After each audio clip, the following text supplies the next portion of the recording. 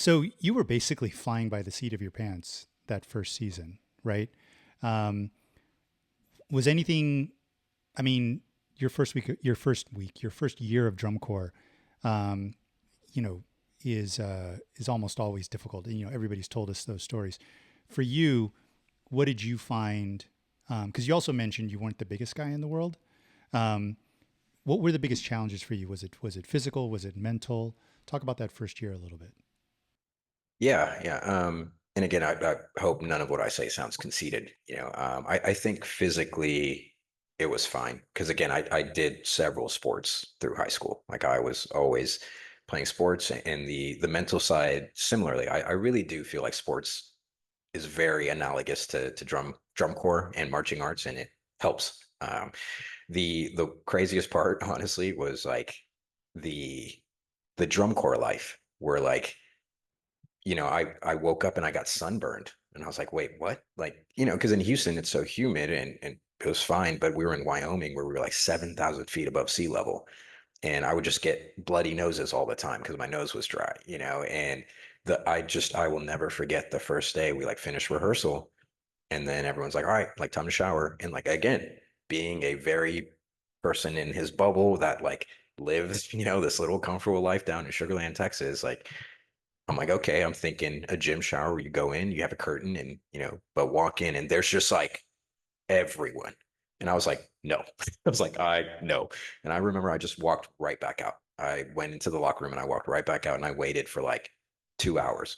And then I went in later, and it was just like that lifestyle. Because for everyone else, they're just familiar with it. They're used to that, and like that was like the biggest shock to me was that that happens, right? Or like everyone's just like blowing up their air mattress and like sleeping here. And again, like I'm very OCD about cleanliness and hygiene and everything, and just people's like shoes stank. And I was like, oh no, so I would just have my little Febreze and just like trying to make my little like sanitary bubble of like disinfected corner of the gym or whatever it was. But yeah, I would say like the drumming part, the physical part, I felt fine with. The pace was definitely interesting. Where like in high school you learn 4 pages of drill a day or something like that as a full band, and I just remember in drum corps like the first day we learned 37 sets as a battery. Like we just cranked it out in like a 2 hour block.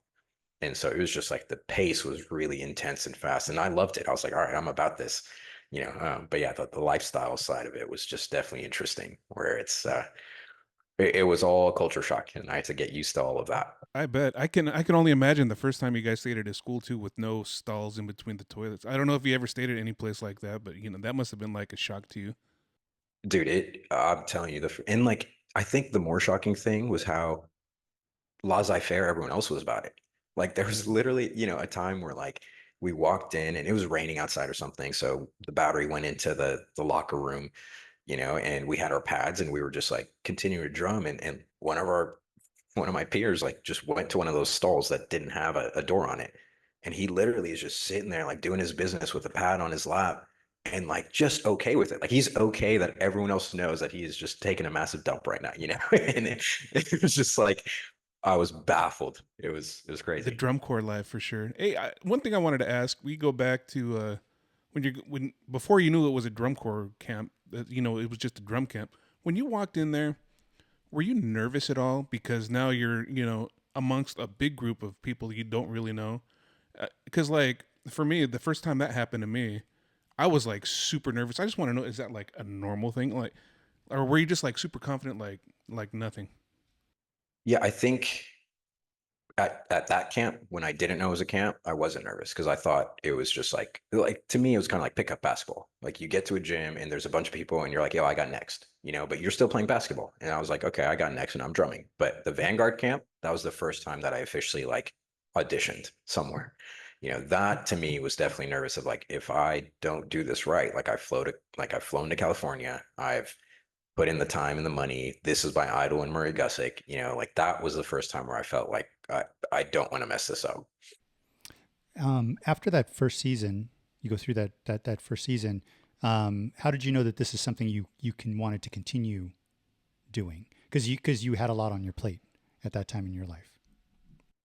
Yeah, I think there was a couple of factors. For me, the biggest one was I felt more myself, where kind of because of stereotype or standards, growing up, you always like, I feel like I need to do this thing to appease this checkbox here or this checkbox or this. But in drum corps, it was just kind of like, it was almost like the world stopped for a second, like you're in this isolated chamber for 3 months, and all I get to do is hone in on a craft and a skill and perform it and, enjoy time with people and people from all walks of life, where that was really, really cool. Where like I had my experiences, but like when you grow up in high school, everyone's kind of in the similar boat, right? They're all in the same demographic. They're all kind of like living near you and everything. And these people were like, oh, I'm from Japan, or I'm like from here and I'm from here. And like, this is how I've grown up and this is how my school was. And it was really cool to kind of have that and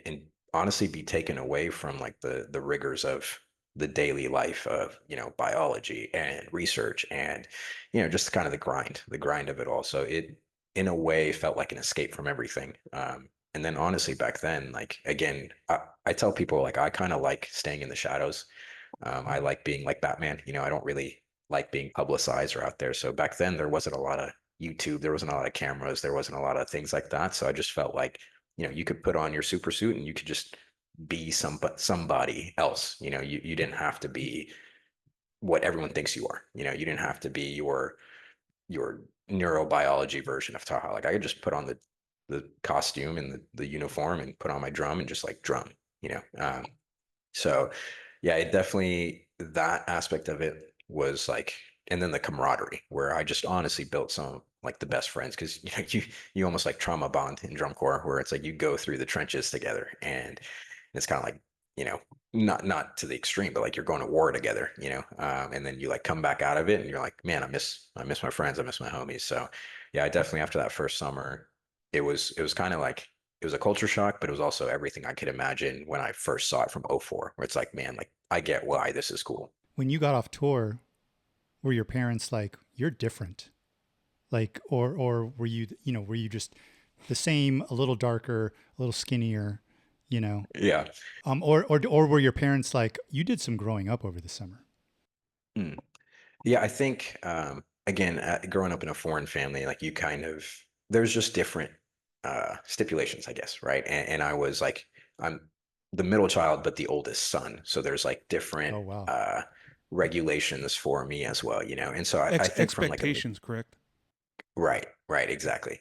And I think from a maturity standpoint, I was, I would like to think I was always mature. I was always a little bit, above my age in that sense. But when I came back, the first thing my mom did say is like, "Man, you're dark." Like it was that was the first thing. But I do think that they appreciated how much perspective I had gained, of like the things that again you take for granted, like that no, like my clothes are dirty, I need to go do laundry, and like things like that of just like you're just more in tune with living an adult life with the minimal amount of things. Like you don't need all the excess. So I think that side of it was something that my parents saw of like, oh, like he's learned how to like be an adult by himself more, even though like I was always an adult and mature and, taking care of my little brothers, things like that. But it was doing that without the resources, right? Like without having the comfortability of a home and a shower and a bath, like things like that, where you're able to make all the situations be more efficient because you have to. After that first year that you marched, and when you got back and your parents saw how you were, was it easier for them to let you do it the following years, or were they more encouraging to do it, where they actually wanted to help support doing what you were doing? Yeah, it's funny now. I obviously know that they supported me. Back then, it was like, no, they had no support, because my dad's thing every year was like, are you still going to do this dumb drumming thing again? But I do think after the first summer, the biggest thing was that my college academics didn't suffer. So like I came back and, I had a 4.0 dean's list and everything like that. And so they were like, okay, like he's able to manage what he needs to do. And so they just gave me the agency to do it. Like they didn't stop me from doing it. It was always just like, don't let your scholarships and your academics suffer. So it was just, if you're going to do it, it's on you. But these are the only like stipulations behind it. And so I think they were definitely they realized that I was able to manage my time. So you decided to go back to Troopers. Mhm. Was there a thought of trying to go anywhere else, or were you just like, I'm going to do one more year there? Yeah. No, I mean the thought was Vanguard, because it was always the dream. But again, just no agency to actually get there and do it. That year, actually, the Cavaliers, because Jim Casello was there, was like the next option, and like being in there, but didn't end up working out. So Kevin Wellborn became caption head at Troopers in '09, and he kind of gave me a call, and I was like, okay, like yeah, I'll come back, let's do it, because there was like four other guys that were kind of three or four vets, that were all good friends. And I was like, yeah, like if I can't go to Vanguard, like let's still do this. And you were a snare drummer. I forgot to ask. I just wanted to make sure. Yeah. Yeah. So you marched 08 and '09 Troopers, and then you go to Vanguard in 2010. Mm-hmm. When you got to Vanguard, you're like, and you mentioned this earlier. It was like You were nervous, and how did that first audition go for you? Uh, Again, very interesting. So the December camp, like back then, Vanguard only did that camp. So they were very much not satellite. That's the camp. And so there was like hundreds of people there. And again, being my first real audition, because Troopers '08, I didn't know that was an audition. Troopers '09, I didn't audition. 10 being my first audition, I didn't know how audition camps worked. And you gotta kind of be a little bit aggressive, and now I think the formula's changed now. Like that was part of why I changed my audition process of like how I do auditions now. But back then it was just, and it's hilarious because Murray would just come out and be like, all right, let's drum. And then it was a free for all. So there was 8 drums and people just ran up to the drum. And that Friday night, it was really dark in San Jose, California. It was super cold, so I'm like, cold, it's dark. We're under a light post outside at like 8 p.m., 9 p.m. And then Murray would just be like, all right, let's next. And there was no like rotation. There was no like, this is group A, this is group B. It was just like, whoever wants to jump on a drum. And I mean, I'll never forget the one time I finally like stood up to try and get on a drum. Someone else had like ran in and was already adjusting the stand before I could even get there. It's like a Trader Joe's parking lot or Yeah, something yeah, like or that. like a WWE battle royal. If you want to get on the drum, you have to. You're not gonna knock me off. I'm gonna. Yeah. Yeah. And I think honestly, like that might have been something that Murray was kind of like looking for, right? It's like the vibe of like those type of people. And I Friday night, that drum corps camp that Friday, I did not hit the drum a single time. I was on my pad the whole time just because like I couldn't physically get up to a drum. I wasn't aggressive enough. And so that Saturday, Murray had pretty much already made up his mind. So he had 8, 9 people up on the drums and he was just rotating them. And so I was like, man, like I failed. I was like, this sucks. Um, and it was actually, interestingly enough, Matt Ramey. He did a week at the Troopers in '08, I think. He was just like subbing in. And, he came up, Dustin Schletzer and him came up and like kind of tapped me on the shoulder and they're like, hey, come here. And so we went and did an individual. And Matt goes, dude, why aren't you getting on a drum? I was like, I tried, like, yeah. And he's like, no, like you need to like get on a drum. And so we drummed a little bit, and we did an individual basically. And that is actually what saved me. So Dustin went up to Murray and was like, yo, man, like this guy. And I remember Murray giving me my call back and he's like, yeah, so I didn't really see you drum a lot, but Dustin and Matt say you're really good. So I was like, okay, cool. So yeah, I kind of have to credit Matt Ramey and Dustin Schletzer for that because I definitely was failing at the audition process. But then after that, I realized and I knew like, no, you got to be aggressive at auditions. Like you need to make sure that they see you. But You know? also, I mean, because I'm sensing a little bit of a theme here. You need people to advocate for you. Like it that always helps, and I'm sure that people doing that for you in those early years when you really needed it, maybe informs, how you want to be with, people when they're in your care, right? Right. Right. Absolutely. When did you realize that you made the line? Was it a few camps in, or was it like right away, or was it, or not till the end of the season when you made it through finals, or? Yeah. No, so December camp, I got a call back, and then January, they were going to like quote set the line is what they said, at least most of it. And then in January, there's a much smaller pool of people. And after the December camp, I realized like I need to try to showcase myself a little bit more, So right away, right off the get-go, I was on the drum on Friday. Like I pulled the drum off the truck, I was like, all right, this one's mine, and get up there. And then I felt pretty confident with my preparation and my drumming skills, just especially after what Matt and Dustin had said. Um, and so that January camp, pretty much from Saturday morning on, they left me on the drum the whole time. So I felt pretty good that, I think I was going to be in.